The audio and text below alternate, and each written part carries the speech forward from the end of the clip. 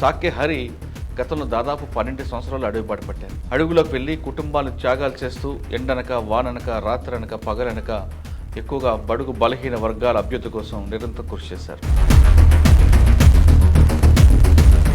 Party వైపు ఎప్పుడు అడుగులు వేశారు? అనంతపురం నగరంలో నేను ప్రముఖంగా విద్యార్థి ఉద్యమాల్లో చురుగ్గా పాల్గొంటుంటే పార్టీ కూడా నువ్వు వెంటనే దళాల్లోకి రావాలని చెప్పేసి.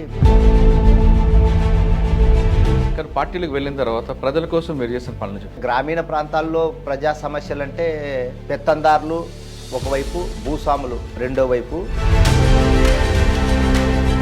దాంట్లో కలగల్ల నారాయణ రెడ్డి అని చెప్పేసి ఒక అతను ఉండేటోడు. వాస్తవంగా అతను పెద్ద భూస్వామి. అతనికి సంబంధించి గ్రామాల్లో, చుట్టుపక్కల గ్రామాల్లో అతని పెత్తనము బాగా జరిగేది. కానీ కరువు దాడులు ఉరువుకొండ నియోజకవర్గం హెడ్ క్వార్టర్లోనే 11 ట్రాక్టర్లు 2 లారీలతో వందలాది మంది జనాన్ని తీసుకొని పోయేసి, మేము కూడా ఒక ట్రాక్టర్ తీసుకొని వేసేసి మేము ఇంకా అడవిలోకి వెళ్ళిపోయే క్రమంలో వెంటబడి దగ్గరలోనే, అంటే ఉరవకొండకి దగ్గర ఒక 8-9 కిలోమీటర్లలోనే ఫైరింగ్ జరిగింది అన్నట్లు. గణపతి గ్రూపు, బండాయి మాస్టర్ గ్రూపు, ఈ 2 గ్రూపుల మధ్య విభేదాల కారణం ఏమనుకోవచ్చు? కేవలం అనంతపురం జిల్లాలో మాత్రమే చీలిక ఏర్పడింది. దాంట్లో మాలపాటి వెంకటేశ్వరరావు ఆర్కే అతన్ని చంపినారు. బండాయి మాస్టర్ వీళ్ళిద్దరూ కలిసి కొండపల్లి సీతారామయ్య వర్గంగా విడిపోవడం జరిగింది. మరి సాకే హరి గణపతి వైపు ఎందుకున్నారు? కుమారు ఎర్ర సత్యం అని చెప్పేసి మంచి నాయకులు వీళ్ళు. అసలు అనంతపురం జిల్లాలో విప్లవోద్యమాన్ని వాళ్ళు లేకోకుండా మనం పోల్చుకోలేము. మన ఎర్ర సత్యం గారు చనిపోవడం ఎలాగా? అంతకుముందు పీలేరులో చంద్రబాబు హెరిటేజ్ మీద దాడి కూడా జరిగింది. దానికి ప్రతీకారంగా అన్నట్లు వాళ్ళిద్దరిని తీసుకొచ్చి అక్కడ శివానంద, ఎర్ర సత్యం ఇద్దరిని పీలేరు హెరిటేజ్ దగ్గర ఎన్కౌంటర్ చేసినారు. ఈ గంగన్నని ఇంకా వేరే చోట అక్కడే. పీపుల్స్ కోసం అంత కష్టపడ్డారు కదా, ఎప్పుడు మీకు అమ్మా నాన్న గుర్తు రాలేదా? నిజంగా గుర్తు రాలేదన్న. వాస్తవంగా మాకైతే ఎప్పుడు అట్లాంటి ఫీలింగ్ లేదు. అనంతపురం జిల్లాలో ఫ్యాక్షన్ గురించి కంట్రోల్ చేయాలని ఎప్పుడు పార్టీ నిర్ణయం తీసుకోలేదు. అసలు పీపుల్స్ ఫర్ పార్టీ లేకపోతే ఫ్యాక్షన్ ఇంకా పెరిగిపోయింది యాక్చువల్గా చెప్పాలంటే. కాకపోతే కొన్ని ప్రాంతాల్లో. కానీ మీరు బయటకు వచ్చిన తర్వాత ఫ్యాక్షన్ అనేది అనంతపురంలో చాలా తీవ్ర స్థాయిలో ఉంది. మధ్యలో సూరి, పరిటాల రవి వాళ్ళు ఎప్పుడైనా ఎదురించారా మీరు? సూరికి మాకు అసలు సంబంధమే లేదు యాక్చువల్గా. పరిటాల రవి అంటే కానీ బయటకు వచ్చిన తర్వాత సాధారణంగా కుటుంబంలో ఉండకుండా ఈ దళిత ఉద్యమం అనేది ఎందుకు మరి భుజం మీద తీసుకున్నారు? అందరి కోసం పనిచేయాల, పేదల కోసం. వ్యక్తిగా బతకడం సమస్య కాదు ఇడ. ఈ చేపట్టిన కార్యక్రమాల్లో మీకు బాగా మనసుకు హత్తుకుపోయిన ఒక కార్యక్రమం చెప్పండి. మహిళలపై జరుగుతున్న అత్యాచారాలు, ముఖ్యంగా దళిత మహిళలపైన. స్నేహలత అనే ఒక అమ్మాయిని చంపేసినారు. ఒకటి రమాదేవి అని చెప్పేసి ఒక పాప ప్రైవేట్ స్కూల్ టీచరు. ఆ అమ్మాయిని ఏదో మాయ మాటలు చెప్పేసి ఇది చేసేసి చంపేసి చెరువులో వేసేసినారు. గల్ఫ్లో ఉద్యోగాల పేరిట కొంతమంది అమ్మాయిని తీసుకెళ్ళి అమ్మేస్తుంటారు. తర్వాత జోగిని వ్యవస్థ. ఈ 2 వ్యవస్థలని పూర్తిగా రూపుమాపడానికి కానీ కనీసం తగ్గించడానికి మీరు ఉద్యమం చేపడతారు? ఈ అమ్మాయిలు ట్రాపింగ్ అనే విషయంకి కదిరి ప్రాంతంలో ఎక్కువ ఉంటుంది. ఈ సౌదీ అంతా పనుల పేరుతో పంపించి వాళ్ళని వ్యభిచార రూపంలోకి కూడా తీసుకుపోవడం అనేది జరుగుతుంది. సాకే హరి జీవిత లక్ష్యం ఏంటి? అంటే మనిషిని ఇంకో మనిషి దోచుకోవడం కానీ, పీడించడం కానీ.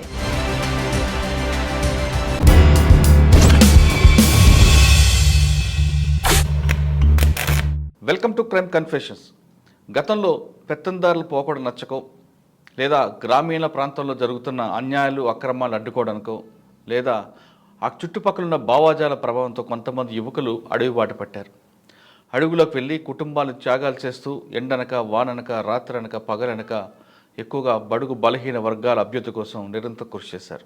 ఆ విధంగా కొంతమంది యువకులు అడుగుబాటు పట్టబట్టే అప్పట్లో ప్రభుత్వం కూడా కిందకి దిగి వచ్చి ప్రజలకి మౌలిక సదుపాయాలు కల్పించడంలో ఎలాంటి సందేహం లేదని విషయం తెలుస్తుంది. కొంతకాలం పార్టీలో ఉండి ప్రజల కోసం నిరంతరం పోరాటం చేసిన కొంతమంది యువకులు తర్వాత పార్టీ విధి విధానాలు నచ్చకు, లేదా వేరే వేరే కారణాలతోనో తిరిగి జనజీవన స్రవంతుల్లో కలిసేవారు.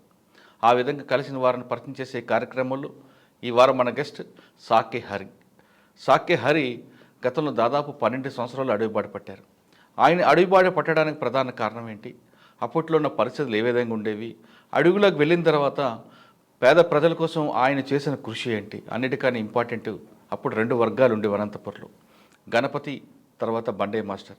ఈ 2 వర్గాల మధ్య విభేదాలు ఎందుకు వచ్చాయి, సాకే హరి ఏ వర్గం వెనక ఉన్నారు అనే విషయాల్ని అన్నిటి తెలుసుకుందాం.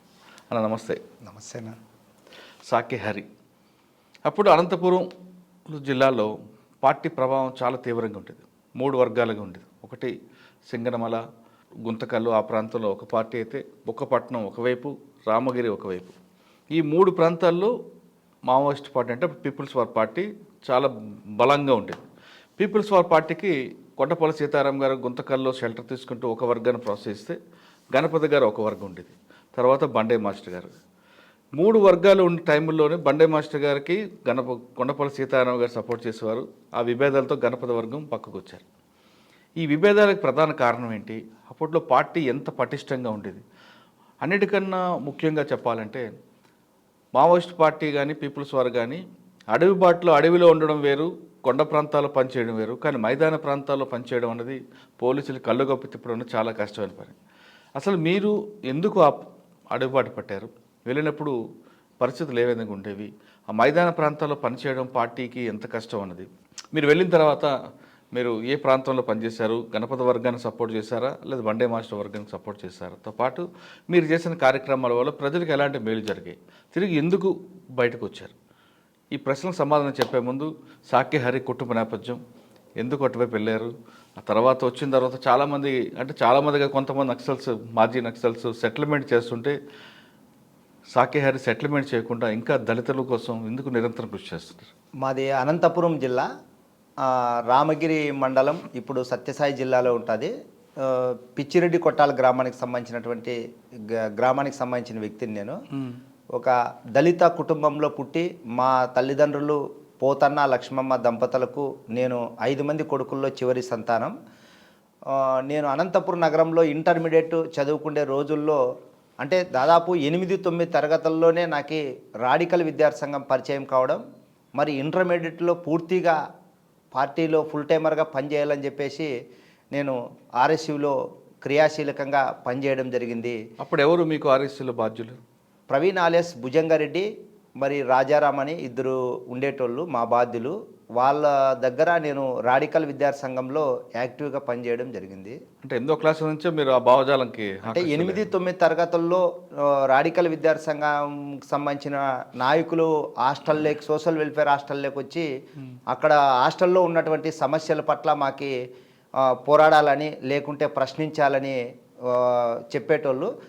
దానికి ఆకర్షితులు కావడము, నిజంగానే హాస్టల్లో కూడా అట్లాంటి సమస్యలు ఎక్కువగా ఉండడం వల్ల మాకు కూడా ఖచ్చితంగా ఈ విద్యార్థి ఉద్యమాల్లో పనిచేయాలి, మళ్ళీ విద్యార్థి ఉద్యమాల్లో పనిచేస్తే మన సమస్యలు పరిష్కారం అవుతాయి కదా అని చెప్పేసి ఆ నాయకులు అడుగుజాడల్లో విద్యార్థి ఉద్యమాలకు దగ్గర కావడం జరిగింది. ఓకే, మీరు చదువుకోవడానికి పట్టణంకి వచ్చి ఇటువైపు వెళ్ళడం పట్ల అమ్మా నాన్న అప్పుడు అడ్డుకోలేదు? అంటే అమ్మా నాన్న గ్రామీణ ప్రాంతాల్లో ఉండేటోళ్ళు, వాళ్ళకి ఏమీ తెలియదు, కూలి పనులు చేసుకొని బతికేటోళ్ళు. కాకపోతే అంతకుముందే రామగిరి మండలంలో అంటే పీపుల్స్ వార్ పార్టీ బాగా బలంగా పనిచేసి దళాలు తిరిగే ప్రాంతము. మేము గ్రామానికి వెళ్ళినప్పుడు కూడా మేము దళాలని దగ్గరగా చూడడము, వాళ్ళ పాటలు కానీ లేకుంటే వాళ్ళ రాజకీయాలు కానీ కొంత మాకి గ్రామ సమస్యలు పరిష్కరించడము కూడా మాకు కొద్దిగా కనువిప్పు కలిగించే విధంగా ఉండడం వల్ల మేము తొందరగా అంటే ఆకర్షితులయ్యి ఉద్యమాల్లోకి పోవడం జరిగింది. ఓకే, ఇంటర్మీడియట్ తర్వాత మీరు అదే బాట వెళ్ళారా? ఇంటర్మీడియట్లోనే 1992లో నేదురుమల్లి జనార్దన్ రెడ్డి పీపుల్స్ వార్ పార్టీపై నిషేధం విధించడం జరిగితేనే రాడికల్ విద్యార్థి సంఘం కూడా నిషేధ సంస్థల్లో ఒకటి.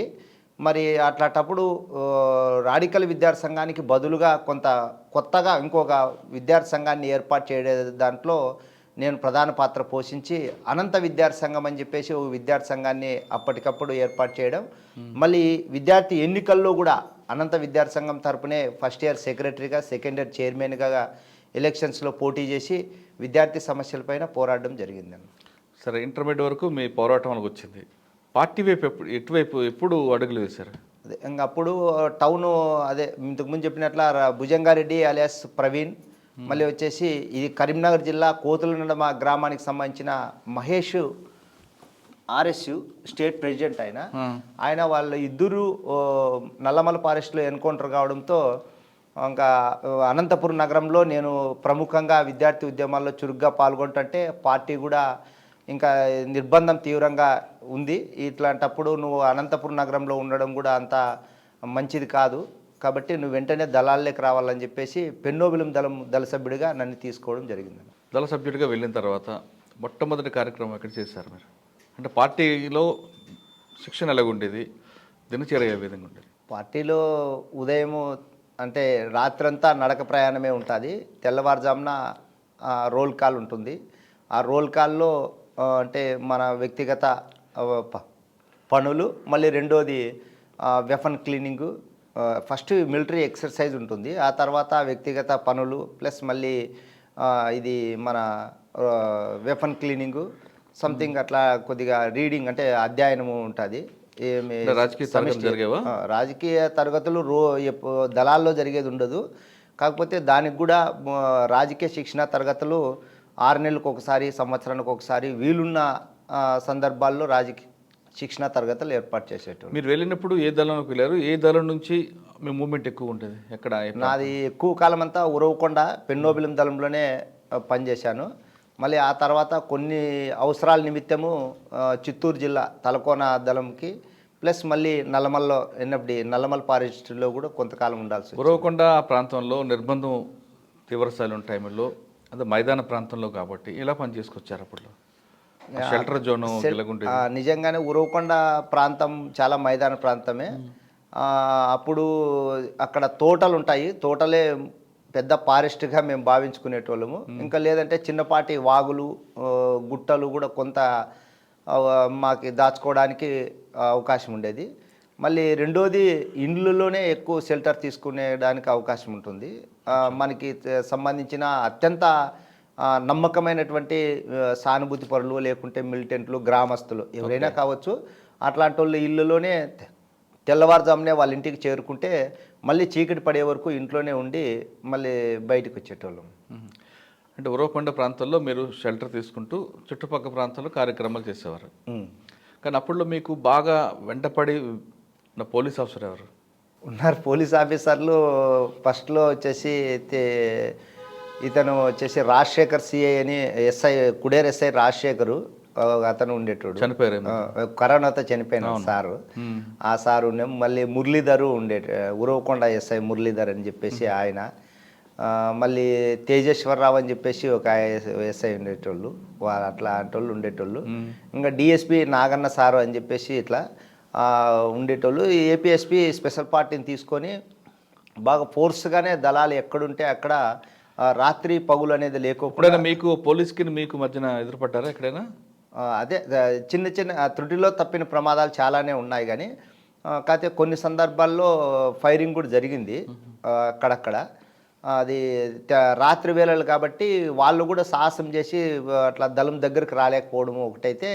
మాకి అడవి మీద మంచి పట్టు ఉంటుంది, దాంట్లో భాగంగా మేము తొందరగా అడవిలో కలిసిపోయినట్లు కూడా. కానీ పార్టీలకు వెళ్ళిన తర్వాత ప్రజల కోసం మీరు చేసిన పనులు చెప్పండి. ముఖ్యంగా గ్రామీణ ప్రాంతాల్లో ప్రజా సమస్యలు అంటే పెత్తందారులు ఒకవైపు, భూస్వాములు రెండో వైపు దౌర్జన్యాలు చేయడం, వాళ్ళని బాగా ఇబ్బందులకు పెట్టడము, గ్రామం మొత్తము వాళ్ళ చెప్పు చేతుల్లోనే పెట్టుకునే విధంగా ఎట్లా పడితే అట్లా విచ్చలవిడిగా వ్యవహరించడం జరుగుతుంటుంది. దాంట్లో అతి ముఖ్యమైనటివి ఏమంటే భూ సమస్యలు నెంబర్ 1, నెంబర్ 2 వచ్చేసి మహిళల పట్ల జరుగుతుండే అత్యాచారాలు నెంబర్ 2, నెంబర్ 3 కుల వివక్షత. ఎస్సీ ఎస్టీల పట్ల చిన్న చూపు చూడడము, వాళ్ళని అంటరాని వాళ్ళగా వెలివేయడము, ప్రతి దానికి వాళ్ళని తక్కువ చేసి మాట్లాడి వాళ్ళని ఇబ్బందులకి మానసికంగా గురి చేయడం అనేది కూడా జరుగుతుంటుంది. దానిల మీద మేము కొద్దిగా గ్రామాల్లో గ్రామ కమిటీలు అనేటివి ఏర్పాటు చేసి వాళ్ళని కొద్దిగా చైతన్యపరచడం జరిగిందండి. అంటే ప్రజల్లో చైతన్యం తీసుకొస్తేనే మీకు అక్కడ ఎదురైన ఒక పెత్తందారు కానీ భూస్వామి కానీ ఎక్కువ ఇబ్బంది పెట్టే భూస్వామి ఎవరు ఉండేవారు అప్పట్లో? అంటే ప్రజలకి, మీకు కాదు. ఉన్నారు గ్రామాల్లో అట్లాంటి వాళ్ళు ఎంచుకుంటే వేలలో లెక్క పెట్టవచ్చు. వాళ్ళ భూస్వాముల కింద ఉండేటోళ్ళు అనేకంగా ఉంటారు అన్నట్లు. దాంట్లో కలగల్ల నారాయణ రెడ్డి అని చెప్పేసి ఒక అతను ఉండేటోడు. వాస్తవంగా అతను పెద్ద భూస్వామి. అతని సంబంధించి గ్రామాల్లో, చుట్టుపక్కల గ్రామాల్లో అతని పెత్తనము బాగా జరిగేది. అతని తోటలు అవన్నీ కూడా కొంత మేము అప్పుడు ఈ ప్రజలతోనే పంటలన్నీ బంద్ పెట్టించడము, మోటార్లు కొద్దిగా ధ్వంసం, అంటే అతను అరాచకాలు దౌర్జన్యాలు మానుకోలేదనే ఉద్దేశంతో కొద్ది మొదటి హెచ్చరికగా అతని కొద్దిగా కంట్రోల్ చేయడానికి, అతనికి అర్థం కావడానికి ప్రజా తీవ్రత ప్రజా వ్యతిరేకత ఆయన మీద ఏ రకంగా ఉంది అనేది తెలియాలని చెప్పేసి కొద్దిగా అట్లాంటి కార్యక్రమాలు చేయడం జరిగింది. ఓకే. కానీ కరువు దాడులు కరువు అంటే అది ఉరవకొండ నియోజకవర్గంలో అప్పుడు రాష్ట్రంలోనే మొట్టమొదటి కరువు దాడి అది. యాక్చువల్గా పెన్నోబిల్లు దళము రాయలసీమ ప్రాంతంలో చాలా బలంగా చాలా యాక్టివ్గా పనిచేసేది దళం అది. ఉరవకొండ నియోజకవర్గం హెడ్ క్వార్టర్లోనే 11 ట్రాక్టర్లు 2 లారీలతో వందలాది మంది జనాన్ని తీసుకొని పోయేసి రాత్రి వేళల్లో కరువు దాడి చేసి బియ్యము, చక్కెర, గోధుమలు, వంట సరుకులు ఏవైతే ఉంటాయో అవి చీకట్లో ఏమనేది మనకు తెలియదు, అన్ని వందల మంది ప్రజలతోనే దాన్ని మొత్తం కరువు దాడి చేసి గ్రామాలకి పంపించడం జరిగింది. మళ్ళీ అట్లా కరువు దాడి చేసి తిరుగు ప్రయాణంలో పోలీసులు కూడా అప్పటికి బాగా తిరిగేటోళ్ళు, కుమ్మింగు జరుగుతున్నాయి. పోలీసులు కూడా ఒక పార్టీ మా వైపు కూడా వచ్చింది. అంటే మేము కూడా ఒక ట్రాక్టర్ తీసుకొని వేసేసి మేము ఇంకా అడవిలోకి వెళ్ళిపోయే క్రమంలో వెంటబడి దగ్గరలోనే, అంటే ఉరవకొండకి దగ్గర ఒక 8-9 కిలోమీటర్లలోనే ఫైరింగ్ జరిగింది అన్నట్లు. ఆ ఫైరింగ్లో ఎవరికి ఏం గాయాలు ఏం కాలేదు. కాకపోతే పోలీసులు దగ్గరికి రాలేకపోవడము, బాగా మేము ట్రాక్టర్లో దళం పోయేటప్పుడు మా వెనుకనే లారీ వచ్చిందన్న, వాస్తవంగా స్పెషల్ పార్టీ పోలీసులది. వాళ్ళు మమ్మల్ని క్రాచ్ చేసినారు, కాకపోతే ఫైర్ ఓపెన్ చేయలేకపోయినారు అన్నట్లు. మేము ఏమనుకున్నామంటే అక్కడ ఏదన్నా అది కనేకల్ అని చెప్పేసి ఒకటి ఉంటుంది, అది మంచి వ్యాపార ప్రాంతం, అది రేషను ఇట్లా సరుకులు అన్ని ఇట్లాంటివి. అక్కడికి ఏమైనా పోయేది లారీలేండి, అది పోలీసులదేం కాదనుకొని చెప్పేసి మేము ట్రాక్టర్ సైడ్ ఇచ్చినాం. సైడ్ ఇచ్చిన తర్వాత వాళ్ళు మమ్మల్ని చూసి ముందుకు పోయి జస్ట్ ఒక 200 అడుగులు ముందు ఆపినారు. ఆపినప్పటికీ మాకు డౌట్ వచ్చింది. ఇంకా డౌట్ వచ్చి మేము ఇక్కడే ఆపుకుంటేనే అప్పుడు వెంటనే ఫైర్ ఓపెన్ చేసినారు వాళ్ళు. యాక్చువల్గా చేసినప్పుడు మళ్ళీ మేము కూడా కౌంటర్ ఫైర్ ఇచ్చేస్తే చీకట్లో ఆ ట్రాక్టర్లో నుంచి కొద్దిగా మేము అట్లే కిందికి దిగేసి అడవిలోకి కలిసిపోవడం జరిగింది. అంటే మీరే సైడ్ ఇచ్చారు పోలీసులకి? ఫస్ట్ మేమే సైడ్ ఇచ్చినాం, మాకు తెలియదు అది. కాకపోతే అదంతా కూడా వాళ్ళు పోలీసులు మరి ఎందుకు అట్లా ఫైర్ ఓపెన్ చేయలేకపోయినారో కానీ ఫస్ట్కే కానీ ఫైర్ ఓపెన్ చేసింటే కానీ చాలా తీవ్రంగా నష్టపోయేటోళ్ళము. అందులో అప్పుడు నరసింహారెడ్డి అలే శేఖర్ కూడా, మా కమాండర్ కూడా మా ట్రాక్టర్లోనే ఉన్నాడు. కొంత ఒక 2 మహిళలు ఉన్నారు, మళ్ళీ మేము అంతా వాళ్ళకి పాస్ అయిపోయినారు కాబట్టి పెద్ద ప్రమాదమే తప్పింది ఆ రోజు. అది ఒకసారి వెనక్కి వెళ్దాం. అప్పుడు 2 గ్రూపులు ఉండేవి, గణపతి గ్రూపు, బండాయి మాస్టర్ గ్రూపు. ఈ 2 గ్రూపుల మధ్య విభేదాలు కారణం ఏమనుకోవచ్చండి? కారణము ఎక్కడా లేదు. రాష్ట్రంలో, ఉమ్మడి రాష్ట్రంలో చీలిక పీపుల్స్ వార్ పార్టీలో లేదు. కేవలం అనంతపురం జిల్లాలో మాత్రమే చీలిక ఏర్పడింది. దాంట్లో మాలపాటి వెంకటేశ్వరరావు ఆర్కే అతన్ని చంపినారు. మళ్ళీ తర్వాత ఏదో మళ్ళీ బండాయి మాస్టర్, వీళ్ళిద్దరూ కలిసి కొండపల్లి సీతారామయ్య వర్గంగా విడిపోవడం జరిగింది. మళ్ళీ బలిజ రామ్మోహన్ అలియాస్ ఎర్ర సత్యం, మంద ఓబ్లేస్ కుమార్ అని చెప్పేసి వీళ్ళు గణపతి వర్గం వైపు వచ్చినారు అన్నట్లు. అది గణపతి వర్గము కొండపల్లి సీతారామయ్య వర్గంగా అనంతపూర్ జిల్లాలో ఆ రామగిరి ప్రాంతంలో మాత్రమే చీలిక ఏర్పడిండేదాన్ని. అప్పుడు కొంత గణపతి వర్గం అంటేనే ఏదో తెలియని పార్టీగా కొండపల్లి సీతారామయ్య అందరికీ సుపరిచితుడు. కాబట్టి ఈ కొండపల్లి సీతారామయ్య వర్గమే కరెక్టు, ఈయన పంతానే మంచిది అనే రకంలోకి వెళ్ళిపోయినారు. మళ్ళీ తర్వాత కాలంలో ఈ గణపతి ఎవరు, గణపతి వర్గం అంటే, గణపతి వర్గం అని గణపతి వాళ్ళు ఎప్పుడూ చెప్పలేదు, అది పీపుల్స్ వార్ పార్టీనే. కాకపోతే దానికి నాయకత్వము గణపతి వహిస్తున్నాడు అన్నట్లు. కాకపోతే కొంత దీన్ని అంటే వేరే రకంగా ప్రచారం చేయడానికి కొండపల్లి సీతారామయ్య వర్గము, గణపతి వర్గం అని చెప్పేసి 2 పేర్లు పెట్టినారు. మరి సాకి హరి గణపతి వైపు ఎందుకున్నారు? అంటే మాకు భావజాలం వచ్చిందా ఆయనలో బాగా? అంటే గణపతి వర్గం అనే కదా, కుమారు ఎర్ర సత్యం అని చెప్పేసి మంచి నాయకులు వీళ్ళు. అసలు అనంతపూర్ జిల్లాలో విప్లవోద్యమాన్ని వాళ్ళు లేకోకుండా మనం పోల్చుకోలేము. వాళ్ళు ఎస్కే యూనివర్సిటీ నుంచి ఉన్నత విద్యావంతులు, అంతా యూనివర్సిటీలో చదివి ఉద్యమాల వైపు వచ్చిన వాళ్ళు, బాగా కింది స్థాయి ప్రజలతో అంటే ఎస్సీ ఎస్టీ బీసీ మైనార్టీ సామాజిక వర్గాలతో బాగా సన్నిహితంగా ఉండడము, మంచిగా కార్యక్రమాల్లో మంచి పేరు పొందడం ఇవన్నీ జరిగింది. కాబట్టి మేము నిజంగానే వాళ్ళు ఆలోచన విధానమే కరెక్టు, వాళ్ళ పంతానే మంచిది అనే రకంలో మేము అట్లా అడుగులు వేయడము, ఇంతకుముందు చెప్పినట్లు ఆర్ఎస్యూలో పనిచేసేటోళ్ళు కూడా అదే మూమెంట్లో ఉండడం అంతా కూడా జరిగింది. మాస్లో కొంత ఆ ప్రాంతంలో మాత్రమే కొండపల్లి సీతారామయ్య వర్గం ఏర్పడిందన్న, అంతే, ఇంకేం లేదు. ఓకే. మన ఎర్ర సత్యం గారు చనిపోవడం ఎలాగా? ఎర్ర సత్యము చనిపోవడం చాలా బాధాకరమే. అసలు సంఘటన చెప్పండి. ఆయన అదే ఏదో చిక్బలాపూర్ సంథింగ్ ఏదో అతను ఏదో డెన్లో అంటే ఉండంగా పోలీసులు వచ్చి అటాక్ చేసినారంట. చేసిన తర్వాత నేను సరెండర్ అయినా అప్పటికేను. సత్యమన్న ప్లస్ మళ్ళీ శివానంద అలియాస్ శంకర్ అని చెప్పేసి మాతో బెంగళూరు దొరికారు అప్పుడు. అదేదో టూ వీలర్ ఏం లేదు, అది ఏదో దొరికారు కదా, ఇద్దరే దొరికిండేది. మళ్ళీ ఈ శివానంద అలియాస్ శంకర్ అని చెప్పేసి కోనేటిపాలెము మా పక్క ఊరే, మాతో పాటు చాలా కలిసి పనిచేసింది, చాలా కమిట్మెంట్ పర్సన్ అతను. యాక్చువల్గా అతను ఎర్రసత్యం ఇద్దరు షెల్టర్లో పోయినప్పుడు అప్పటికే ఆ షెల్టర్ మీద పోలీసులు నిఘా ఉండిందని అది వీళ్ళకి తెలియదు.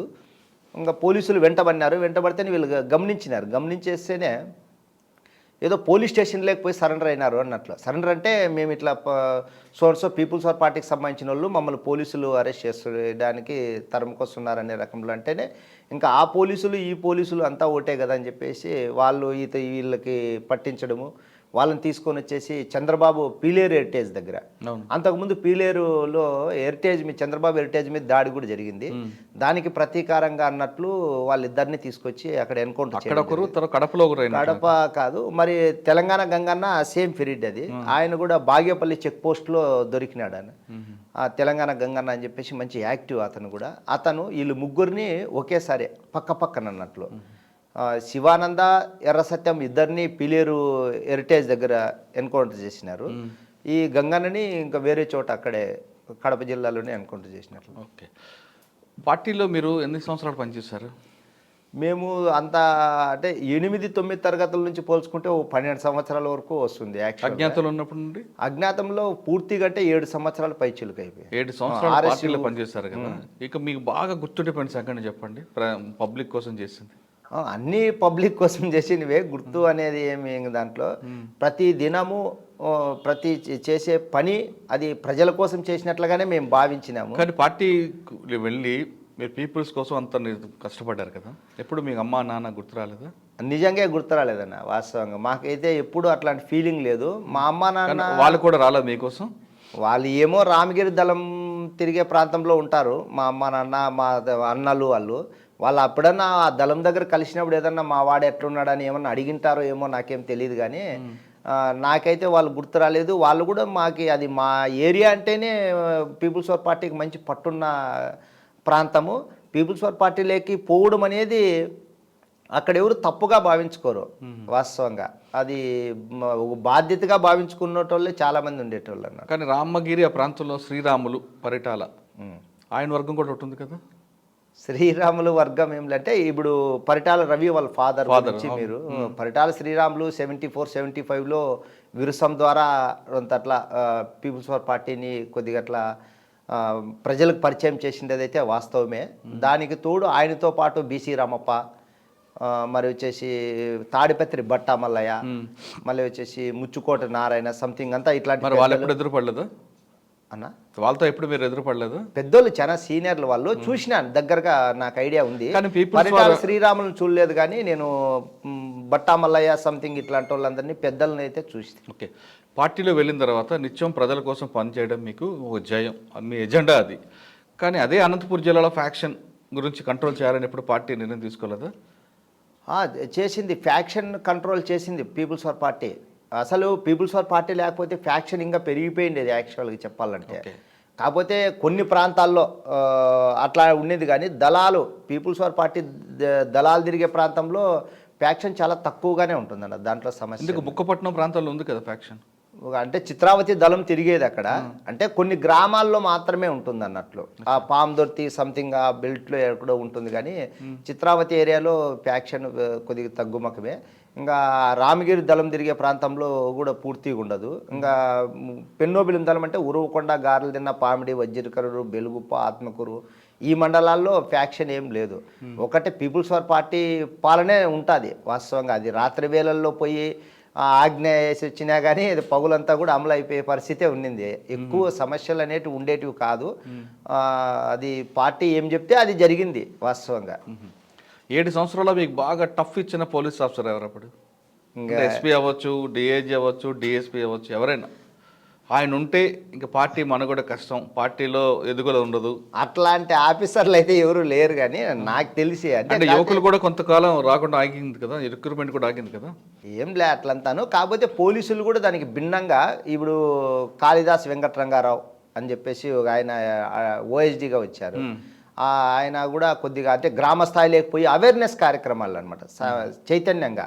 అంటే మీరు పీపుల్స్ ఫర్ పార్టీని ఎందుకు ఆశ్రయించాలా, మీ సమస్యలు ఏంటో అని ఉంటే పోలీసులు ప్లస్ మళ్ళీ ప్రజాస్వామ్యబద్ధంగా మీరు పరిష్కరించుకోవచ్చు కదా అనేది అట్లా చేసినారు అనేది ఒకటి.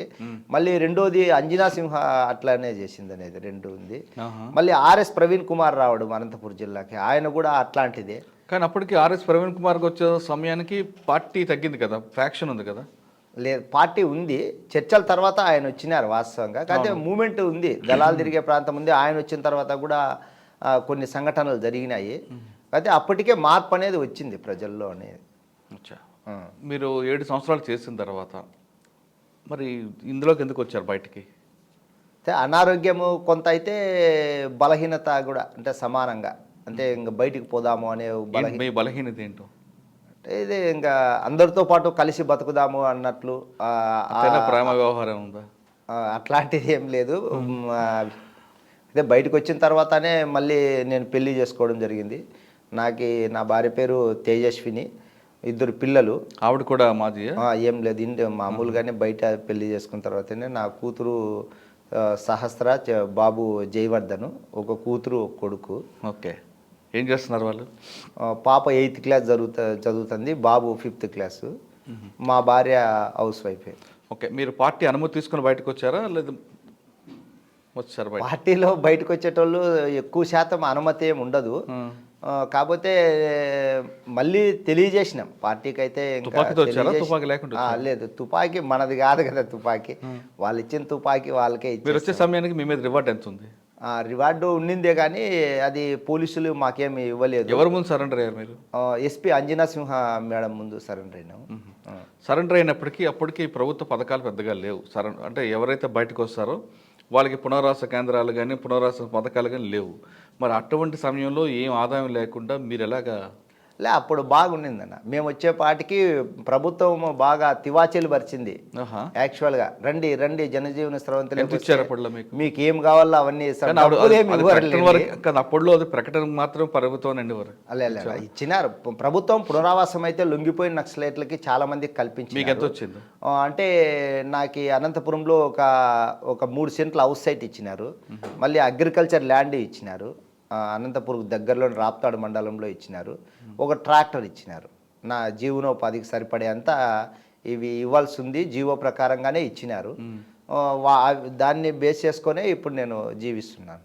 అచ్చా, బయటకు వచ్చిన తర్వాత మీకు మీ కుటుంబ సభ్యులు ఎలా స్వాగతం పలికారు? అంటే మామూలుగానే ఇంతకుముందు చెప్పినట్లుగా పార్టీ లేకపోవడం అనేది కూడా కొద్దిగా మంచి పరిణామంగానే భావిస్తారు మా ప్రాంతంలో వాళ్ళు. ఇంకా సరే, వచ్చిందేది కూడా మంచిదే అనుకుంటాము. కొద్దిగా మంచిగా ఏదైనా చేసుకొని బాగా బతుక్కుంటే చాలు అనే రకంలోనే వాళ్ళు రిసీవ్ చేసుకొని, అప్పుడు నా మీద ఉన్న కేసులకు సంబంధించి మా అన్నోళ్ళు కొంత ఏదన్నా కానీ వాయిదాలకు పోవడం కానీ, లేకపోతే రిమాండ్లో ఉన్నప్పుడు బెయిల్కి ఇట్లంతా కూడా కొద్దిగా అట్లా సహాయపడి. ఏ కేసులు ఉన్నాయి మీ మీద? నా మీద మొత్తం 13 కేసుల్లో రిమాండ్ ఉన్నా నేను. యాక్చువల్గా 13 కేసులు కొట్టేసినారు. సెక్షన్లు ఏమన్నా 302 ఉందా? 302 ఉండింది. 3 302 ఉండింది, 2 307 ఉండింది. మళ్ళీ వచ్చేసి ఇంకా మామూలు బ్లాస్టింగ్ కేసులు, ఇంకా ఏదన్నా కానీ ప్రభుత్వ ఆస్తులు ధ్వంసం చేసిండేటివి ఇట్లాంటివి. 302 ఎవరు? అనంతపురం జిల్లాలోనే కొద్దిగా ఇన్ఫార్మర్స్ అనే రకంలోనూ కొంత దౌర్జన్యం చేసేటోళ్ళు అనేటోళ్ళ మీద పార్టీ అటాక్ చేసింది. అవి దాంట్లో నేను కూడా ముద్దాయిగా ఉండి పోలీసులు పెట్టిన తర్వాత కేసులు కూడా కొట్టేసిన. నిజంగా వాళ్ళు ఇన్ఫార్మర్సా లేదు అనుమానం మీద? నిజంగే పార్టీ ఎప్పుడు కూడా అంత తొందరపడి ఎక్కడ నిర్ణయాలు తీసుకోదు. పార్టీ ఎవరు మీకు ఆదేశిస్తారు అప్పట్లో? ఒక వ్యక్తిని మామూలుగా పూర్తిగా ఖతం చేయాలంటే అది మ్యాక్సిమం రీజనల్ కమిటీ తీర్మానం ఉండాలనేది ఒకటి ఉంటుంది. జిల్లా కమిటీ కూడా అది అంత తొందరగా నిర్ణయం తీసుకోదు. రీజనల్ కమిటీ ద్వారానే రాయలసీమ డివిజన్ కమిటీ ఉంటుంది. వాళ్ళు ఏదైనా తీర్మానం చేసిన తర్వాతనే అటాక్ చేయడం జరుగుతుంది. అంటే అప్పట్లో కమ్యూనికేషన్ తక్కువ ఉండేది కదా, ఫోన్లు మాత్రమే ఉండేవి. ఏ విధంగా మీకు మెసేజ్ వచ్చేది? ఫోన్లు లేవు అసలు. ఫోన్లు అంటే ల్యాండ్ ఫోన్లు కదా అప్పుడు. ల్యాండ్ ఫోన్, టెలిఫోన్ ఎక్స్చేంజ్లు అన్ని బ్లాస్టింగ్ జరుగుతుంటాయి కదా, అవి కూడా మరి మీకు ఎలా మెసేజ్ వచ్చేది? అంత లేట్ ప్రాసెస్ అంతా. ఏమున్నా కూడా లెటర్ ద్వారానే వస్తుంది. కమ్యూనికేషన్ ఉంటుంది. ఇప్పుడు బాగా ఉండేది కమ్యూనికేషన్కి, ఎక్కడ తక్కువ లేదు. అంటే కొరియర్ వ్యవస్థ కొరియర్ వ్యవస్థ బాగా బలంగా ఉండేది.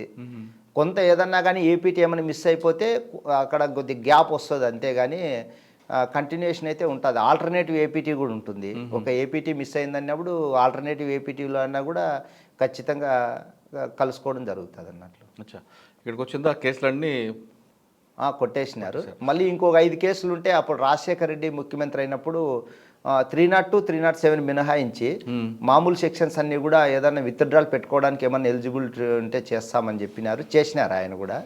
అట్లా ఒక 5 కేసుల్లో కొద్దిగా విముక్తి లభించింది మళ్ళీ. ఓకే. సాధారణంగా బయటకు వచ్చిన కొంతమంది నక్సల్స్ వాళ్ళు ప్రజల కోసం పనిచేస్తున్నట్లుగానే బయట కూడానే చాలా సాధారణ జీవితం గడుపుతుంటారు. కొంతమంది మాత్రం సెటిల్మెంట్ చేసుకుంటూ దందాలు చేస్తుంటారు. మీరు ఆ బాట వెతకుండా ఈ బాటలోకి ఎందుకు వచ్చారు? అంటే చాలా తక్కువ ఉంటారన్న అట్లంతా ఎవరు ఉండరు. మెజార్టీగా ఆ భావాలు, ఆ ఆలోచనలు అనేటివి నాకు తెలిసి అంత తొందరగా పోవు వాళ్ళు ఎక్కడా కూడా. కొంచెం ఏదైనా రాజకీయ పార్టీల్లో చేరిపోవడం ఏమైనా జరుగుతుందేమో కానీ మించితే సెటిల్మెంట్ చేస్తుంటారు. అట్లంతా జరగదు, చాలా తక్కువ అట్లాంటి వాళ్ళు. వాస్తవంగా ఎంచుకుంటే వేలుల్లో లెక్క పెట్టొచ్చు కానీ ఎవరికి వాళ్ళు బతకడమే. సాకే హరికి ఏ రాజకీయ పార్టీ ఆచరించలేదు. నిజంగా మేము ఏ రాజకీయ పార్టీకి దగ్గరగా లేము. ఏదున్నా కూడా ఎస్సీ, ఎస్టీ, బీసీ, మైనార్టీ సామాజిక వర్గాల కోసం పూలే అంబేద్కర్ ఆశయాలకు అనుగుణంగానే మేము పనిచేస్తున్నాము. సార్, తర్వాత మీ జీవన విధానం ఎలా కొనసాగొచ్చింది? నిత్యం తుపాకులతో ఉండే మీకు బయటకు వచ్చిన తర్వాత అట్లా కొంచెం నిజంగా అర్థం కాని పరిస్థితి. వాస్తవంగా ఆ రోజులు అక్కడ ఉన్న జీవన విధానం వేరు. ఈ ప్రజలతో కలిసి ఈ సమస్యలపైన మాట్లాడాలన్నా కష్టంగా ఉంటుంది. మాట్లాడితే కూడా ఎట్లాంటి అక్కడ అడవిలో ఉన్నప్పుడు ఏ వ్యక్తి అయినా సరే మీతో నిజాన్ని మాట్లాడేవారు, మీ సభ్యులు కానీ లేదంటే ప్రజలు కానీ. బయటకు వచ్చాక 2 రకాల మనుషులు కనిపిస్తుంటారు. అవును, నిజం. స్వచ్ఛంగా ఉంటారు కొంతమంది, స్వచ్ఛంగా ఉన్నట్లు నటిస్తారు కొంతమంది. ఈ తేడాను ఎలా గమనించేవారు? ఎందుకంటే మీరు ఎక్కువ కాలం అడవిలో ఉన్నారు. లేనా, ఎందుకంటే మేము ప్రజల్లో ఉండేటోళ్ళం కాబట్టి కొద్దిగా మీరు అన్నట్లు అప్పటికప్పుడు కాకపోయినా తర్వాతి కాలంలో అర్థం చేసుకోగలుగుతాం ఎవరు ఏమి ఎట్లా ఉంటుంటారు అనేది అర్థమవుతుంది. కాకపోతే కొద్దిగా మనకేమంత ప్రమాదము అంత అవసరం లేదు కదా, కొన్ని చూచినట్లు కూడా వదిలేస్తుంటాం ఇప్పుడు ప్రజా సమస్యలు ప్రజల్లో. కానీ మీరు బయటకు వచ్చిన తర్వాత ఫ్యాక్షన్ అనేది అనంతపురంలో చాలా తీవ్ర స్థాయిలో ఉంది. మధ్యలో సూరి, పరిటాల రవి వాళ్ళు ఎప్పుడైనా ఎదురించారా మీరు? వాళ్ళు మాతో ఎప్పుడు కూడా గొడవ పడాలని కానీ లేకపోతే మమ్మల్ని ఇబ్బంది పెట్టాలని ఆలోచన చేసేంత శక్తి వాళ్ళకి నిజంగా ఉండదు. మమ్మల్ని వాళ్ళు చూసిచున్నట్లు ఉంటారు వాళ్ళంతే. మేము కూడా అట్లనే ఉంటాం. కానీ రవి గారు ఎప్పుడు పిల్లదా మీకు? పరిటాల రవి కానీ మధ్యలో సూరి కానీ? సూరికి మాకు అసలు సంబంధమే లేదు. యాక్చువల్గా పరిటాల రవి అంటే మా పక్క విలేజే. ఆయన కొద్దిగా నా సరెండర్కి కూడా ఆయన సహకరించినాడు వాస్తవంగా. కాకపోతే నేనేం మరీ అంత దగ్గరగా అయితే లేను. అంటే ఏదన్నా కానీ మావోయిస్ట్ పార్టీలో నుంచి బయటకు వచ్చే వాళ్ళు ఒక ముఖ్యంగా జర్నలిస్టులు ప్లస్ పొలిటికల్ లీడర్స్ వీళ్ళిద్దరూ ద్వారానే, మధ్యవర్తిత్వం ద్వారానే చాలామంది లొంగిపోతుంటారు. మాకు వీళ్ళ మీదనే ఏదన్నా కొంత. మీ సరెండర్కి రవి సహకరించారు చెప్తున్నారు కదా, బయటకు వచ్చాక రవి ఎప్పుడు మీ హెల్ప్ అడగలేదు ఆయన? మా హెల్ప్ ఆయనకి ఏముంటుంది, ఏముండదు. మామూలుగా అంతే. ఇంకా ఎప్పుడు మేము ఆ రాజకీయ పార్టీల వైపు పోయిన వాళ్ళు అయితే కాదు, మామూలుగా ఉన్నాం అంతే. ఓకే. కానీ బయటకు వచ్చిన తర్వాత మీకు ఒక భూమి, ట్రాక్టర్, ఇల్లు ఇచ్చినప్పుడు సాధారణంగా కుటుంబంలో ఉండకుండా ఈ దళిత ఉద్యమం అనేది ఎందుకు మరి భుజం మీద వేసుకున్నారు? అంటే నేను దళితుడిగా ఉండడం ఒకటి. కానీ అందరూ దళితులే ఉన్నారు ఇప్పుడు. కానీ ఆ కులం మర్చిపోయి వాళ్ళు కూడా కమర్షియల్ బాటలో వెళ్తుంటే సాకి హరి మాత్రం ఇంకా ఉద్యమాల బాటలో ఎందుకు వెళ్తున్నారు? అది ఏమోనా, నాకు నిజంగా ఇది చాలామంది అడుగుతుంటారు. వాస్తవంగా మీరు అడిగిన మాటే. నాకైతే కొంత అందరి కోసం పనిచేయాల, పేదల కోసం. వ్యక్తిగా బతకడం సమస్య కాదు. 10 మంది కోసం బతకడము అనేది చాలా గొప్పది. దాంట్లో నాతో పాటు పనిచేసిన వాళ్ళు ఎన్కౌంటర్లో చనిపోయినారు. వాళ్ళ త్యాగాలు, వాళ్ళ ఆలోచనతో పోల్చుకుంటే నేను ఈరోజు బయటకు వచ్చి కొంత పునరావాసం కూడా పొంది నా భార్య పిల్లలతో బతికే క్రమంలో నలుగురికి ఉపయోగపడాలా, నలుగురితో కలిసి పని చేయాలా, నలుగురి కోసం ఆలోచన చేయాలనే ఉద్దేశంతోనే ఉండాలనేదే నాకు మీ ఉద్దేశం. అంతే. ఓకే. సాకే హరి చాలా సంఘటనలో నిజ నిర్ధారణ కమిటీలో కూడా మెంబర్గా ఉంటారు. కానీ అక్కడికి వచ్చేసరికి దళితుల లేదా అగ్రవర్ణాల అని చూడకుండా ఎక్కడ నిజం ఉందో అటువైపు నిలబడతాడనేది 100%. ప్రతిదాన్ని కులంతో పోల్చుకోలేమన్నా వాస్తవంగా. అంటే న్యాయాన్ని కూడా మనం గమనించాలా, వాస్తవాలను కూడా మనం పరిశీలించాలా. అప్పుడే ఏదన్నా కానీ మనము చేసే పనికి కూడా కొద్దిగా సార్థకత అనేది లభిస్తుంది. కులము అనుకుంటూ పోతే కూడా లాస్ట్కి ఏం మనకి మిగిలేది ఏం ఉండదు. కాబట్టి ఈ కులాలు అనేటివి కొన్ని ఎస్సీ ఎస్టీ బీసీలు పీడిత వర్గాలు అనేది అణగారిన వర్గాలు అన్యాయాలు దౌర్జన్యాలకు తొందరగా గురవుతున్న మాట అయితే వాస్తవమే. కానీ మిగతా కులాల్లో కూడా అంటే మీరు అన్నట్లు అగ్ర కులాలు అనే వాళ్ళలో కూడా పేదోళ్ళు ఉన్నారు, ఇబ్బందులు ఉన్నాయి, సమస్యలు ఉన్నాయి. వాళ్ళను కూడా మనం కలుపుకోవాలి. నిజం ఎక్కడుందో అటువైపు ఉంటారు, ఉండాల్సిందే. అంతే. అది దానికి ఇప్పుడు మీరు చెప్తున్నట్టుగా అనంతపురం జిల్లాలో కానీ లేదా రాష్ట్రంలో కానీ నిజంగా దళితుల మీద అన్యాయాలు అక్కడక్కడ జరుగుతూనే ఉన్నాయి. దాన్ని ఎవరు కాదనలేరు, పొట్టిపారలేరు. కానీ నిజమైన బాధితులు ముందుకు రాకుండా వాళ్ళందరూ ఇంకా కిందనే ఉంటుంటారు. దాన్ని అడ్డం పెట్టుకుని కొంతమంది కమర్షియల్ అవుతుంటుంది. వాస్తవం కాదా? అంటే ఈ మధ్య కాలంలో మీరు అన్నట్లు ఎక్కువ కుల సంఘాలు పెరిగిపోవడం అనేది కానీ కొంత రాజకీయ పార్టీలు కూడా ఇన్వాల్వ్ అయినారు దీంట్లో బలంగా. ఇప్పుడు మాలాంటి వాళ్ళు అనుకోండి, ఏదైనా ఒక సమస్య పట్ల పోరాడుతున్నారన్నప్పుడు మమ్మల్ని ఏమీ చేయలేని పరిస్థితుల్లో ఇంకొక సంఘాన్ని వాళ్ళే పుట్టించుకుంటారు అవసరమైతే. అంటే వాళ్ళు మాకే కౌంటర్ చెక్ పెట్టాలనేది కూడా ప్రయత్నాలు చేస్తున్నారు. అక్కడక్కడ జరుగుతున్నమాట అయితే వాస్తవం. కరెక్ట్ కాదు కదా. కరెక్ట్ కాదు. అయితే మేము వాళ్ళని సోదరభావంతో వాళ్ళని కూడా కొద్దిగా అర్థం చేయించి మేము చేస్తుండేది ఏమి, మీరు అడ్డొస్తుండేది ఏంది, మీరు ఇట్లా చేయడం కరెక్ట్ కాదు కదా అని చెప్పేసి కొద్దిగా వాళ్ళకి అర్థమయ్యే రీతిలో చెప్తే కూడా కొంచెం అర్థం చేసుకొని ఆగినోళ్ళు ఉన్నారు. లేదంటే వాళ్ళ నాయకులు మెప్పుల కోసము గొప్పల కోసము అవసరాల కోసం కూడా వితండంగా మా దగ్గర వాదనకు దిగడము, మాతో పోటీ పడ్డము, మాకు అడ్డు రావడం కూడా కొన్ని సందర్భాల్లో జరుగుతుంటుంది. దానికి ఇంకా ఎవరు ఏం చేయలేమన్నట్లుగా ఇంకా అంటే వాళ్ళు ఇంకా అవగాహన కల్పించే బాధ్యత మీరు భుజం మీద వేసుకోవచ్చు కదా. చేస్తుంటాం. కాకపోతే వాళ్ళ పని అదిగా పెట్టుకున్నప్పుడు వాళ్ళని అంత వితండము వాళ్ళకి తెలుసు మేమేం చేస్తున్నాము, వాళ్ళు ఎవరి కోసం మాట్లాడుతున్నారు, ఎవరు చెప్తే మాట్లాడుతున్నారు అనేది కూడా వాళ్ళకి తెలుసు. అట్లా అంటప్పుడు వాళ్ళకే కొన్ని వదిలేస్తుంటాము. చివరికి అట్లా రిలీజ్ అయిన వాళ్ళు కూడా ఉన్నారు. అన్న ఏదోలేనా జరిగింది, వాళ్ళు ఏదో చెప్పినారు, వీళ్ళు ఏదో చెప్పినారు, తప్పదన్నట్లు మేము మాట్లాడాల్సి వచ్చింది, మేము దానికి ఆ విషయంలో ఇన్వాల్వ్ అయినాము, ఏం చేస్తాం, మేము ఆ పార్టీలో ఉన్నాము, లేదంటే ఈ నాయకునికి దగ్గరగా ఉన్నామని కూడా వాళ్ళు రిలీజ్ అవుతుంటారు. ఫ్రెండ్లీగా ఎప్పుడన్నా మాట మా దగ్గర కలిసినప్పుడు కూడా బయటకు వస్తుంటాయి అట్లాంటివి. సరే జరుగుతుంటాయి అట్లాంటివన్నీ కొద్దిగా సర్దుకొని పోవాల్సిందే. మీరు బయటకు వచ్చిన తర్వాత చాలా కార్యక్రమాలు చేపట్టారు దళితుల కోసం, బడుగు బలహీన వర్గాల కోసం. ఈ చేపట్టిన కార్యక్రమాల్లో మీకు బాగా మనసుకు హత్తుకుపోయిన ఒక కార్యక్రమం చెప్పండి. అంటే అట్లా చెప్పాల్సి వస్తే మహిళలపై జరుగుతున్న అత్యాచారాలు, ముఖ్యంగా దళిత మహిళలపైన తొందరగా అటాకులు జరుగుతున్నమాట అయితే వాస్తవమే. స్నేహలత అనే ఒక అమ్మాయిని చంపేసినారు ఒకటి. రెండోది రీసెంట్గానే అనంతపురం జిల్లాలో నార్పల మండలం బొందలవాడ అనే విలేజ్లో రమాదేవి అని చెప్పేసి ఒక పాప ప్రైవేట్ స్కూల్ టీచరు, ఒక అబ్బాయి ముస్లిం అబ్బాయి, అమ్మాయిని మ్యారీడ్ అబ్బాయి, ఆ అమ్మాయిని ఏదో మాయ మాటలు చెప్పేసి ఇది చేసేసి చంపేసి చెరువులో వేసేసినారు అన్నట్లు.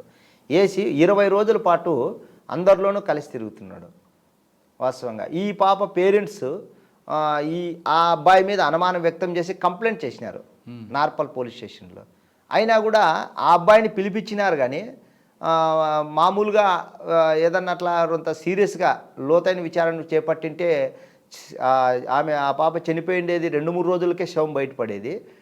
వీళ్ళు ఏదో మాట మాట్లాడేసి అడుగునట్లుగా ఆ పిల్లోని ప్రశ్నించి పంపించేసేసినారు. అది 24 రోజుల తర్వాత శవమై బయటపడింది అన్నట్టు. అది కూడా ఆ పిల్లోడు చెప్తేనే అనమాట. అట్లా అంటే పోలీసులు అట్లా నిర్లక్ష్యంగా వ్యవహరించినారు అనేది. దాంతో మళ్ళీ మేము అమ్మాయి తరపున పోయి గట్టిగా ఏం జరుగుతుందని చెప్పేసి ఎస్పీ గారి దృష్టికి పోయి ఎస్పీ గారితో మాట్లాడి ఎస్పీ గారి మళ్ళీ ఎస్ఐ గారికి మళ్ళీ డిఎస్పీ గారికి కొంత దీని మీద కొద్దిగా చర్యలు తీసుకోండి, ఏం జరుగుతుందని చెప్పేసి చెప్పేంత వరకు కూడా వీళ్ళలో కదిలికి రాలేదు.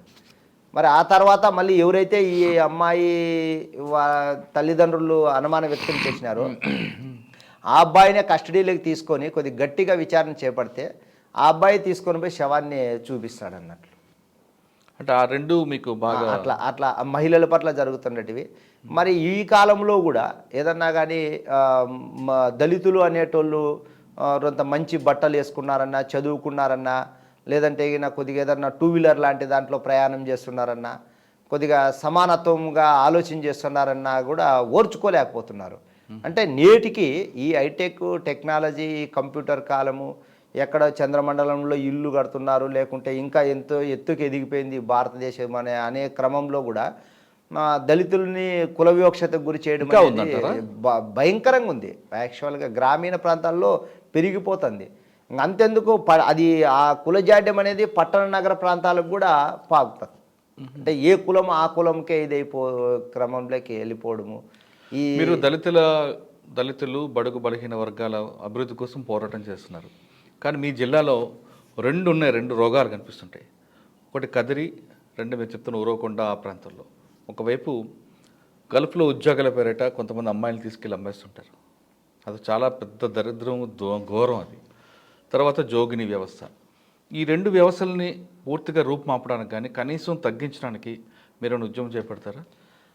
అంటే ఈ అమ్మాయిలు ట్రాపింగ్ అనే విషయంకి కదిరి ప్రాంతంలో ఎక్కువ ఉంటుంది. ఈ సౌదీ సమంతా ఆ దేశాలకు ఏదో పంపించి, పనుల పేరుతో పంపించి అక్కడ వీసాలు ఏదో రద్దు చేయించడము, మళ్ళీ వాళ్ళు అక్కడే నిలిచిపోవడము, కొంత వాళ్ళని వ్యభిచార కూపంలోకి కూడా తీసుకుపోవడం అనేది జరుగుతుంది. దాని మీద మేము కొన్ని కార్యక్రమాలు అయితే చేసినాము. అక్కడ స్వచ్ఛంద సంస్థలు కూడా కొంత పని చేస్తున్నాయి.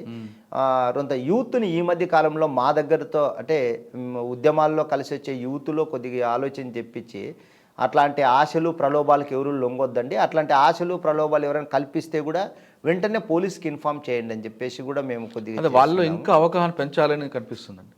కదిరి అనగానే అమ్మాయిలు చాలా దారుణమైన పరిస్థితి కనిపిస్తుంది. ఇప్పటికి కూడా కొనసాగుతుంది, అది వాస్తవమే. దాన్ని మేమే కాదు ప్రభుత్వం కూడా గట్టి చర్యలు తీసుకోవాలి వాస్తవంగా. ఇప్పుడు మేము వ్యక్తులుగా ఉద్యమ నాయకులుగా కొంతమందికి సూచనప్రాయంగా తెలియజేస్తుంటాము, వచ్చేస్తుంటాము. కాకపోతే ఇది మామూలు ఇంటెలిజెన్స్ కూడా అక్కడ ఉండి ఏ గ్రామంలో ఎంతమంది ఈ రకంగా ప్రలోభాలకి లోన్ అవుతున్నారు, ఇట్లాంటి పడుపు వృత్తిలోకి పోతున్నారనే దాని మీద అది ప్రభుత్వం గట్టి చర్యలు చేపట్టాల్సిన అవసరం అయితే ఉంది. మళ్ళీ ఈ మహిళా కమిషన్లు కూడా ఊరికే చూస్తున్నాయి కానీ ఏదైనా జరిగినప్పుడు వచ్చి గగ్గోలు పెట్టడము, బాధపడము, మేము మహిళలేనండి అని మాట్లాడుతున్నారు. కానీ అట్లాంటి వాళ్ళు ఇట్లాంటి విషయాలపైన కొద్దిగా సీరియస్గా పనిచేయాల్సి వస్తుంది వాస్తవం. జోగిని వ్యవస్థ ఈ ఉరువకొండ, పాల్తూరు, కర్ణాటక ఆ బెల్ట్లో ఉంది. మేము కూడా కొన్ని అడ్డుకున్నాం. యాక్చువల్గా ఆవలిగా అనే విలేజ్లో ఒక అమ్మాయిని జోగినిగా మార్చింటే మేము పోయి పెద్ద గొడవ చేసినాం పూర్తిగా. అంటే ఆ గ్రామస్తులంతా కూడా ఉండాలనేదే. ఎస్సీ కమ్యూనిటీలో కొంతమంది యువకులు, కొంతమంది దాన్ని ఓర్చుకోలేక మా దృష్టికి తెస్తే మేము పోయినాం. ఆవలిగా అనే విలేజ్లోకి పోయి ఆ అమ్మాయిని చూస్తే చిన్న పాప, అంతా ఒక 8-9 సంవత్సరాలు ఉంటుంది ఆ పాపకి. ఏదో ఒకటి బుట్ట మాదిరి చేసి గుడిసెలో పెట్టినారు ఆ పాపని. ఆ పాప ఏదో దేవతగా మారిపోయింది అనే భ్రమను కల్పిస్తున్నారు. మళ్ళీ మిగతా సామాజిక వర్గాల వాళ్ళు కూడా లేదు, ఆ ఆచారం మంచిదే, వాళ్ళకి పుణ్యం వస్తుంది, లేకుంటే వాళ్ళకి మంచి జరుగుతుంది అని చెప్పేసి చెప్తుంటే అట్లంతా కాదు ఇది అని చెప్పేసి మేము ఆ ఊర్లో పోయి మాకి కొంత వాగ్యవాదం జరిగినా కూడా వదిలిపెట్టుకోకుండా ఆ పాపని చైల్డ్ హోమ్కి హ్యాండ్ ఓవర్ చేసి దీని మీద ఎక్కువ ఈ బెల్ట్లో ఇట్లాంటి వాళ్ళు ఉన్నారని చెప్పేసి కూడా జరిగింది. ఇంకా కొంత కుల సంఘాల వాళ్ళు కూడా మా వాళ్ళు కూడా దాన్ని జోగిని వ్యవస్థ పైనే కంటిన్యూ కార్యక్రమాలు చేసినారు. మళ్ళీ దాంట్లో గంధం చంద్రుడు కలెక్టర్గా ఉన్నప్పుడు దాన్ని బాగా కంట్రోల్ చేసేటట్లా కూడా ఆయన దృష్టికి కూడా తీసుకుపోయినాము. కొద్దిగా ఈ మధ్య కాలంలో మారుతుంది. అయితే కనుమరుగైందని చెప్పలేమన్నా, నిజంగా ఇప్పటికి కూడా ఉంది, తగ్గుముఖం పట్టింది అనేది చెప్పొచ్చు. ఓకే, సాకిహరి జీవిత లక్ష్యం ఏంటి? నాకు ప్రత్యేకంగా లక్ష్యాలు అనేటివి ఏమీ లేవు. అంటే మనిషిని ఇంకో మనిషి దోచుకోవడం కానీ, పీడించడం కానీ, అణిచివేయడం కానీ జరగకూడదు అనేది ఒకటి. స్వేచ్ఛ స్వతంత్ర హక్కులతో బాబాసాహెబ్ అంబేద్కర్ గారు భారత రాజ్యాంగం పక్కాగా అమలు చేస్తే చాలు, అమలు జరిపితే చాలు ఈ రాజకీయ పార్టీలు ఏవైనా కానీ. అందరికీ ఏమి అవసరమో అవన్నీ కూడా రాజ్యాంగానికి లోబడి వాళ్ళకి అందుతాయి కాబట్టి దాన్ని అమలు చేయాలని చెప్పేసి కోరుకుంటుంటాము. మేము దాన్నే ఏదన్నా కానీ ప్రజల్లోకి తీసుకొని పోతుంటాం. మీ ఉద్యమం వెనక మీకు సహకరిస్తున్న వ్యక్తులు ఎవరు? మీ కుటుంబం కాకుండా ఇంకెవరు ఉన్నారా? నాతో పాటు మిత్రులు, బాధితులే నా బలం అంతే. ఇంకా ఎవరికి అన్యాయం జరిగిందని నా దగ్గరకు వస్తారో వాళ్ళనే నా బలంగాను నేను బాధ్యతగా తీసుకొని ముందుకు మీరు వాళ్ళ ఆ బలంతో ముందుకు వెళ్తున్నారు, కానీ ఆర్థికంగా మీకు కొంచెం కష్టాలు వస్తుంటాయి. ఆర్థికంగా వస్తున్నప్పుడు మీ కుటుంబం సహకరిస్తారా, ఎందుకు మనకి డబ్బులు వేస్ట్ చేస్తున్నారని? ఉంటాయి. వాళ్ళకి మా భార్య అయితే నాకు నిజంగానే నేను చేసే ఉద్యమాల పట్ల కొద్దిగా మొదట్లో కొంత ఇబ్బంది పడినట్లు అనిపించినా కానీ క్రమేణా ఆమె అలవాటు చేసుకోవడం వదిలేసిందేమో ఇంకా. వదిలేసింది అనే దానికన్నా అంటే వదిలేయడం అంటే చేసుకోవడమే, ఈయన ఇందులోనే ఆనందపడుతున్నాడని అర్థం చేసుకోవడము ప్లస్ మళ్ళీ సహకారం అనేది కూడా ఉంది. నేను ఎప్పుడూ మీరు అన్నట్లు కుటుంబం గురించి కొద్దిగా తక్కువగానే ఆలోచన చేస్తుంటాను. ఆమె ఏదైనా కానీ కుటుంబం పట్ల జాగ్రత్తలు తీసుకొని ఏదో ఇంట్లో ఉండింది. కానీ ఉద్యమంలోకి వెళ్ళే ముందు కన్న తల్లిదండ్రులు కాకుండా వెళ్ళిపోయారు ఉద్యమంలోకి. అక్కడ కన్న తల్లిదండ్రులు మర్చిపోయారు, అక్కడ ప్రజల కోసం చేశారు. బయటకు వచ్చాక మళ్ళీ ప్రజలతో ఉంటున్నారు. కానీ ఇక్కడ కుటుంబం ఉంది, 2 పిల్లలు ఉన్నారు. మరి వాళ్ళ బాగోగులు ఎవరు చూస్తారు? అది మీ బాధ్యత కదా తండ్రికి. బాధ్యతే. కాకపోతే చాలామంది ఇంకా రకరకాల ఇబ్బందులు పడేటోళ్ళు ఉన్నారు. నేను కొంత అట్లా మిగతా వాళ్ళతో పోల్చుకుంటే నా కుటుంబ నేపథ్యం కొద్దిగా నయంగానే ఉంటుంది ఇక్కడ. ఎందుకంటే తినడానికి తిండి, ఇల్లు కానీ కూడు గూడు గుడ్డ అనేటివి నాకు సరిపడేంత నా కుటుంబానికి ఉన్నాయి. కాబట్టి నేను కొంత జనం కోసం పనిచేయాలనేదే ఉంది. దాంట్లో మీరు ఇంతకు ముందు చెప్పినట్లుగా మా భార్య సహకారం కూడా బాగా ఉంది. కాబట్టి ఏంది పాయింట్అవుట్ చేయదు. అంటే ఈ పండగలని లేకుంటే ఇంకోటి అకేషన్స్ అని అట్లా అవి తీసుకురావాలా ఇవి పెట్టాలనే ఆలోచనలు కోరికలు కూడా వాళ్ళకి పెద్దగా లేవు. నా పిల్లలు కూడా ఇప్పుడు కూడా ప్రజెంట్ చెప్పాలంటే గవర్నమెంట్ స్కూల్లో చదువుతున్నారు జనరల్గా. ఇప్పుడు అక్కడ దగ్గరలో ఉండే ప్రభుత్వ పాఠశాలలోనే చాలామంది అడిగితే నేను నామోషిగా కూడా చెప్పలేకపోతుంటా. అంటే నా బలహీనత అట్లా కాదంటే యా స్కూల్ చేర్పించినావు చైతన్య నారాయణ కార్పొరేట్ స్కూల్ గురించి చెప్తుంటారు. అంటే నేను ఓపెన్గానే చెప్తే వాళ్ళు అట్లా ఫీల్ అయినట్లుగా కూడా మాట్లాడతారు. అయితే ఇప్పుడు ప్రజెంట్ మీరు కనుక్కుంటే ప్రభుత్వ పాఠశాలలో నా కూతురు నా కొడుకు చదువుతుంటారు. నేను ఆ స్కూల్లోకి ఎప్పుడన్నా నా పిల్లల కోసం పోతే వాళ్ళంతా నన్ను బాగా మంచి గెస్ట్ మాదిరిగా అంతా ఒక లీడర్ మాదిరిగానే రిసీవ్ చేసుకుంటారు. సిబ్బంది కూడా అంటే స్కూల్స్ సంబంధించిన సిబ్బంది అట్లా. అంటే మనము అందరితో కలిసి బతికే జీవితాన్ని ఎన్నుకొని బతుకుతున్నాం అనే దానికి చెప్పాల్సి వస్తుంది. సింగనమల నుండి రాజకీయ భవిష్యత్తు కోసం శాఖేహారి ప్రయత్నిస్తున్నారు, వాస్తవం కాదా? అంటే అట్లా అంతా ఏం లేదనా. కాకపోతే ఒకటి ఏమవుతుందంటే రాజకీయాల్లో ఉండాలనేదే ఉంటుంది. చెప్పాలంటే ఇంతకుముందు చెప్పినట్లు రాజ్యాధికారం అనేది కీలకము. ఇప్పుడు వ్యక్తులుగా నాయకులుగా ఏం చేయగలుగుతామంటే పరిమితులకు లోబడి చేయగలుగుతాము. అది అధికారం అనేది మన చేతుల్లో ఉంటే మనము విస్తృతంగా ఇంకా కూడా ఏదైనా చేసేదానికి అవకాశం ఉంటుంది అనేది వాస్తవమే. అంటే ఏ పార్టీ నుంచి వెళ్ళే అవకాశం? పార్టీలు ఏ పార్టీకి మనం దగ్గరగా లేము ఇప్పటికీ వాస్తవంగా. కానీ ఏ పార్టీ మీకు దగ్గర తీసుకోవట్లేదా? ప్రయత్నాలు జరిగినాయి. రండి మా పార్టీలోకి రండి అని చెప్పేసి 2 పార్టీలు అంటే అనంతపూర్లో ఉండేది వైసీపీ టీడీపీనే ఉంటాయి. కాకపోతే మనం అటువైపు వెళ్ళనే ఆలోచన అయితే ఇప్పటికి లేదు. ఏమన్నా అంటే రేపు ఎట్లుంటుందనేది తెలియదు. రాబోయే కాలంలో ఎన్నికలు ఉన్నాయి దగ్గరలోనే, ఇప్పటికి ఎన్నికలకి దాంట్లో ఏం లేం. ఎన్నికల బరిలో కానీ లేకపోతే ఎన్నికల్లో ఈ పార్టీకి మద్దతు ఇవ్వాలి, ఈ పార్టీ కోసం మనం పనిచేయాలనే ఆలోచన ఏమాత్రం లేదన్న. దాంట్లో మనము స్పష్టంగా చెప్తాము.